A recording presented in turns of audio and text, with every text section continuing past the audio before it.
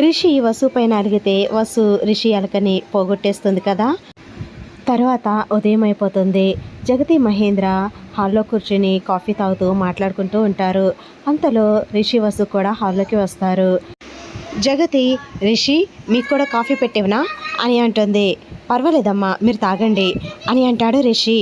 అత్తయ్య మీ ఇద్దరు తాగుతూ ఉండండి, మేము కూడా ప్రిపేర్ చేసుకుని మీతో పాటు జాయిన్ అవుతాం అని అంటుంది వసు నవ్వుతూ. సరే వసు అని జగతి కూడా నవ్వుతూ ఉంటుంది. ఇంకా వసు వంటగదిలోకి వెళ్తుంది. వసుకి సాయంగా రిషి కూడా వెళ్తాడు. ఇద్దరు కలిసి కాఫీ ప్రిపేర్ చేసుకుని వచ్చి హాల్లో కూర్చుంటారు. అలా నలుగురు కాఫీ తాగుతూ ఉంటారు. అమ్మా నైట్ బాగా లేట్ అయినట్టుంది కదా మీరు వచ్చేటప్పటికి అని అంటాడు రిషి. అవును నాన్న చాలా లేట్ అయింది అని అంటాడు మహేంద్ర. మేము చాలాసేపు 11 వరకు ఇక్కడే ఉన్నాము మీరు వస్తారేమో అని. మీరు ఇంతకీ రాకపోయేసరికి ఇంకా నిద్ర వస్తుందని వెళ్ళిపోయాము. ఎన్ని గంటలకు వచ్చారు అని అంటాడు రిషి. 12 దాటిపోయింది నాన్న మేము వచ్చేటప్పటికి అని అంటుంది జగతి. ఇదేమైందమ్మా ఎందుకు అంతసేపు ఉన్నారు, ఏం డిస్కస్ చేశారేంటి ఎంతసేపు అని అంటాడు రిషి. అసలు విషయం తప్ప అన్నీ డిస్కస్ చేశాం అని అంటాడు మహేంద్ర. అదేంటి మావయ్య, అసలు విషయం అంటే ఏంజెల్ వాళ్ళ బాబు గురించే కదా, ఆ విషయం తప్ప అన్నీ మాట్లాడుకున్నారా అని అంటుంది ఆశ్చర్యంగా వసు. అవునమ్మా వసు, ఆ విషయం తప్ప మిగిలినవన్నీ చర్చించాము అని అంటాడు మహేంద్ర నవ్వుతూ. ఏవేవో కబుర్లు చెప్పుకుంటూ టైం అంతా అలా గడిచిపోయింది అని అంటుంది జగతి. అలా సరదాగా నలుగురు మాట్లాడుకుంటూ ఉంటారు. అంతలో వినయ్ వస్తాడు. అక్క నేను కాలేజ్కి వెళ్తున్నాను అని అంటాడు. ఏంట్రా ఈ మధ్య అసలు రూమ్లో నుంచి బయటకే రావట్లేదు అని అంటాడు రిషి. అదేం లేదు బావగారు, వర్క్స్ ఎక్కువగా ఉంటున్నాయి, అవే సరిపోతున్నాయి, మీతో స్పెండ్ చేసే టైం కూడా దొరకడం లేదు అని అంటాడు వినయ్. వినయ్ టిఫిన్ ప్రిపేర్ చేసేసాను రా వడ్డిస్తాను అని అంటుంది జగతి. పర్వాలేదు అత్తయ్య నేను వడ్డిస్తానులే అని అంటుంది వసుధార. ఇంకా వినయ్ని డైనింగ్ టేబుల్ దగ్గరికి తీసుకువెళ్ళి టిఫిన్ వడ్డిస్తుంది వసు. తర్వాత లంచ్ బాక్స్ కూడా ప్రిపేర్ చేసేస్తుంది జగతి. ఇంకా లంచ్ బాక్స్ని కూడా పెట్టేస్తుంది బ్యాగ్లో వసు. వినయ్ తింటూ ఉంటే పక్కనే కూర్చుని వసు, ఏంట్రా అంత డల్గా మాట్లాడుతున్నావు, ఏమైంది, ఏదైనా ప్రాబ్లమా అని అంటుంది వసు. అదేం లేదక్క, నిద్ర వచ్చి త్వరగానే పడుకుండిపోయాను, తర్వాత మెలకు వచ్చింది, అమ్మో ప్రాజెక్ట్ వర్క్ చేయాలని గుర్తొచ్చి మధ్యరాత్రిలో లేచి ప్రాజెక్ట్ వర్క్ కంప్లీట్ చేశాను, దాంతో లేట్ అయింది బాగా, అందుకే కొంచెం డల్గా అనిపిస్తున్నానేమో అని అంటాడు వినయ్. అదేదో నాకు చెప్తే నిన్న సాయంత్రం నేను కూడా హెల్ప్ చేసేదాన్ని కదరా అని అంటుంది వసు. ఈసారి నుంచి నాకేమైనా వర్క్స్ ఉంటే నీకే అప్ చెప్తానక్క, నా వల్ల కాదు అని అంటాడు వినయ్ నవ్వుతూ. రే ఏదో పాపం లేట్ అయింది అన్నావు అని హెల్ప్ చేద్దాము అనుకుంటే మొత్తం టెండర్ మొత్తం నాకే పెట్టేస్తున్నావా, నాకే అప్ చెప్పేస్తాను అని అంటుంది వాసు. అంతలో రిషి వస్తాడు అక్కడికి. ఏంటి అక్క తమ్ముళ్ళిద్దరూ సీరియస్గా డిస్కస్ చేసుకుంటున్నారు అని అంటాడు రిషి. ఏం లేదు బావగారు, రాత్రి ప్రాజెక్ట్ వర్క్ ఉండి మధ్యరాత్రిలో లేచి చేసుకున్నాను, దానివల్ల డల్గా కనిపిస్తున్నాను అంది అక్క, అందుకే ఇక నుంచి ఆ వర్క్స్ అన్ని అక్కకే అప్ చెప్తాను అంటున్నాను అని అంటాడు వినయ్ నవ్వుతూ. మీ అక్క ఎలాంటి వర్క్స్ బాగా చేస్తుందరా, నైట్ అంతా మెలకుగా ఉండైనా సరే చేస్తుంది అని అంటాడు రిషి కూడా నవ్వుతూ. అలా సరదాగా మాట్లాడుకుంటారు రిషి, వసు, వినయ్. బావగారు నేను కాలేజ్కి వెళ్ళొస్తాను అని అంటాడు వినయ్. సరేరా జాగ్రత్తగా వెళ్ళు అని అంటాడు రిషి. అక్క వెళ్ళొస్తాను అని అంటాడు. సరేరా అని అంటుంది వసు.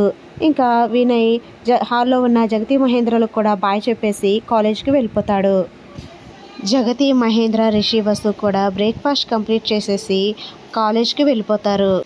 కాలేజ్కి వెళ్ళిపోయిన తర్వాత ఎవరి క్యాబిన్స్లో వాళ్ళు వర్క్ చేసుకుంటూ ఉంటారు. రిషి సార్ ఏం చేస్తున్నారు, బిజీగా ఉండుంటారా, ఒకసారి మెసేజ్ చేసి చూద్దాం, రిప్లై ఇస్తారో లేదో చూద్దాం అని వసు మెసేజ్ చేస్తుంది. హలో శ్రీవారు అని మెసేజ్ చేస్తుంది వసు.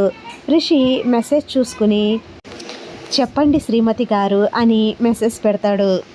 వసు ఏం చేస్తున్నారు, బిజీగా ఉన్నారా అని మెసేజ్ పెడుతుంది. చెప్పు పర్వాలేదు అని అంటాడు రిషి. నేను చెప్పిన విషయం ఏం ఆలోచించారు అని అంటుంది వసు. ఏం చెప్పావు అని మెసేజ్ పెడతాడు రిషి. అంటే మర్చిపోయారా అని కోపంగా ఉన్నట్టు కోపం సింబల్ పెడుతుంది వసు. అమ్మో, కోపం సింబల్ పెట్టిందంటే ఏం చెప్పుంటుంది, అసలు ఏం చెప్పింది నాకు అని రిషి గుర్తు చేసుకుంటూ ఉంటాడు. ఓ రత్ర పేర్ల గురించి ఆలోచించమంది కదా, మర్చిపోయాను అని గుర్తు చేసుకుని ఓ గుర్తొచ్చింది, సారీ సారీ అని అంటాడు రిషి. నేనంటే మీకు లెక్క లేకుండా పోతుంది, నా మాట అంటే అస్సలు లెక్క లేకుండా పోతుంది, అసలు అలా ఎలా మర్చిపోతారు అని మెసేజ్ పెడుతుంది వసు. హే మర్చిపోయాను అంటే సడన్గా అడిగేసరికి గుర్తు రాలేదు, గుర్తుంది నాకు అని మెసేజ్ పెడతాడు రిషి. గుర్తుంటే మరి ఏ విషయం గురించి అని ఎందుకు అడిగారు సార్ అని అంటుంది వసు. ఊరికే నువ్వు కోపంలో చాలా బాగుంటావు, అందుకే నీ కోపాన్ని చూడాలి అనిపించింది, అందుకే అలా అన్నాను అని మెసేజ్ పెడతాడు రిషి. ఇంకా వసు ఆ మెసేజ్ చూసుకుని చేసిన కవరింగ్ చాలు, నేనేమైనా మీ ఎదురుగా ఉన్నానా నా కోపాన్ని చూడడానికి, లేను కదా, చేసేదే చాటింగ్, ఆ చాటింగ్లో నా ముఖం మీకు ఎలా కనిపిస్తుంది అని మెసేజ్ పెడుతుంది వసు. ముఖం కనిపించక్కర్లేదు, మాటల ద్వారా తెలుస్తుంది కదా, నీ కోపాన్ని ఇమోజిస్ ద్వారా పంపించావు కదా అని అంటాడు రిషి. మీరు మాటలు బాగా నేర్చారు ఈ మధ్య అని అంటుంది వసు. నా గురువు గారు నువ్వే కదా, నీ దగ్గరే కదా నేను నేర్చుకున్నది అని అంటాడు రిషి. పొగడ్తల వర్షం కురిపించింది చాలు, నేను చెప్పిన దాని గురించి ఆలోచించండి అని మెసేజ్ పెడుతుంది వసు. రిషి నవ్వుకుంటూ సరే ఆలోచిస్తాను అని మెసేజ్ పెడతాడు. అలా రిషి వసు కొంతసేపు చాటింగ్ ద్వారా అలా మాట్లాడుకుంటూ ఉంటారు. తర్వాత రిషి ఆలోచిస్తూ ఉంటాడు, ఈ పొగరు ఏం పేర్లు ఆలోచించుంటుంది, నన్ను కూడా ఆలోచించమంది, ఏం పేర్లు అయితే బాగుంటాయి అని ఇంకా పిల్లల పేర్ల గురించి ఆలోచిస్తూ ఉంటాడు రిషి కూడా. తర్వాత లంచ్ కని రిషి క్యాబిన్కి వస్తుంది వసు రిషి అలా ఆలోచించడం చూసి ఏంటి సార్ ఏదో ఆలోచిస్తున్నట్టున్నారు డీప్గా అనుకుంటూ చైర్లో కూర్చుని సార్ సార్ అని పిలుస్తుంది. రిషి హా అని ఉలిక్కిపడతాడు. ఏంటి సార్ అంత దీర్ఘంగా ఆలోచిస్తున్నారు, లంచ్ టైం కూడా మర్చిపోయి ఏం ఆలోచిస్తున్నారు అని అంటుంది వసు. ఆహా, టాస్క్ ఇచ్చింది నువ్వే, మళ్ళీ ఏం ఆలోచిస్తున్నారు అనేది నువ్వేనా అని అంటాడు రిషి. సార్ నేనేం టాస్క్ ఇచ్చాను అని అంటుంది వసు. ఆలోచించమన్నావు కదా, ఆలోచిస్తున్నాను అని అంటాడు రిషి. సార్ నేను లంచ్ తినడం మర్చిపోయి మరీ ఆలోచించమనలేదు, ఆకలేస్తుంది రండి సార్ భోజనం చేద్దాం అని అంటుంది వసు. అమ్మ డాడ్ మినిస్టర్ గారి దగ్గరికి వెళ్ళారు కదా, ఇంకా రాలేదా అని అంటాడు రిషి. ఇంకా రాలేదు సార్, వాళ్ళ కోసమే ఇప్పటి వరకు ఎదురు చూశాను, వాళ్ళకి ఫోన్ చేశాను కూడా, వాళ్ళు ఇంకా లేట్ అవుతుంది అన్నారు అని అంటుంది వసు. అవునా, ఎందుకు ఇంకా లేట్ అవ్వడం ఏంటి అని అంటాడు రిషి. మిషన్ ఎడ్యుకేషన్ కాన్సెప్ట్ జగతి అత్తయ్య మనసులో నుంచి పుట్టిన ఆలోచన కదా, ఇప్పుడు డిబిఎస్టి కాలేజ్లో ఆ మిషన్ ఎడ్యుకేషన్ పనులు సరిగ్గా జరగట్లేదంట, అది మన కాలేజ్కి వచ్చే విధంగా మినిస్టర్ గారు ప్రయత్నాలు చేస్తున్నారంట, దాని గురించే పిలిపించారంట అని అంటుంది వసు. అవునా, మినిస్టర్ గారు రమ్మన్నారు అంటే నేనేదో జనరల్గా రమ్మన్నారేమో మీట్ అవ్వడానికి అనుకున్నాను, ఆ విషయం గురించి రమ్మన్నారా అని అంటాడు రిషి. అత్తయ్య మావయ్యలకు కూడా ఆ విషయం వెళ్ళే వరకు తెలియదంట, అక్కడికి వెళ్ళిన తర్వాతే తెలిసిందంట, నేను ఫోన్ చేసినప్పుడు ఈ విషయం నాతో చెప్పారు అని అంటుంది వసు. అంటే డివిఎస్టి కాలేజ్ నుంచి శైలేంద్ర పెదనాన్న వాళ్ళు కూడా వస్తారు కదా, ఇప్పుడు వాళ్ళకి వీళ్ళకి మీటింగ్ జరుగుతుందా, మరి నన్నెందుకు పిలవలేదు మినిస్టర్ గారు, నేను ఉండాలి కదా ఎండీగా అని అంటాడు రిషి. సార్ అసలే ఆ శైలేంద్రకి మీరంటే పడదు, మిమ్మల్ని పిలిస్తే గొడవలు అవుతాయేమో అని మినిస్టర్ గారు ఆలోచించి మిమ్మల్ని కాకుండా జగతి అత్తయ్యని మావయ్యని పిలిచారేమో అని అంటుంది వసు.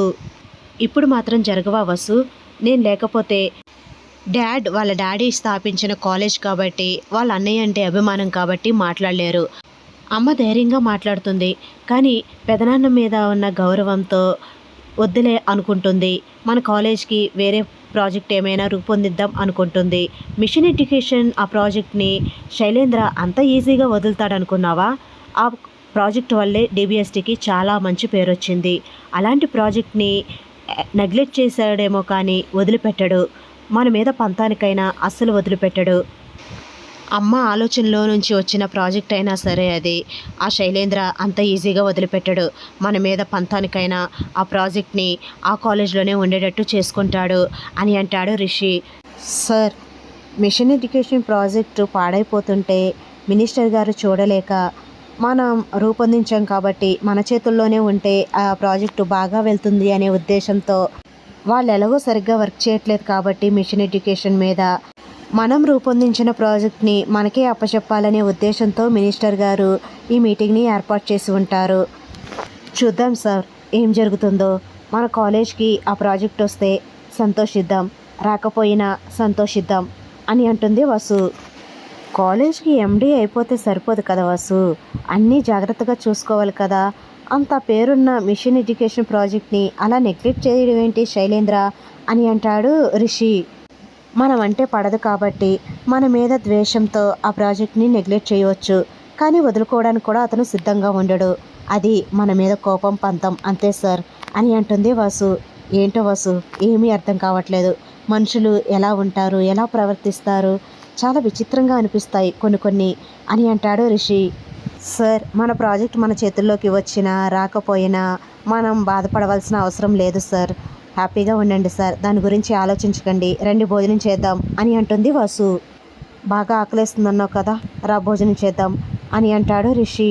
ఇంకా ఇద్దరు కలిసి అలా సరదాగా మాట్లాడుకుంటూ కబుర్లు చెప్పుకుంటూ భోజనం చేస్తూ ఉంటారు. ఈ వీడియో కనుక మీకు నచ్చినట్లయితే ప్లీజ్ లైక్ చేయండి ఫ్రెండ్స్. లైక్ చేయడం మర్చిపోకండి. మన ఛానల్ని ఫస్ట్ టైం చూస్తున్న వాళ్ళైతే సబ్స్క్రైబ్ చేసుకుని బెల్ ఐకాన్ ప్రెస్ చేయండి. Thanks for watching. Bye bye.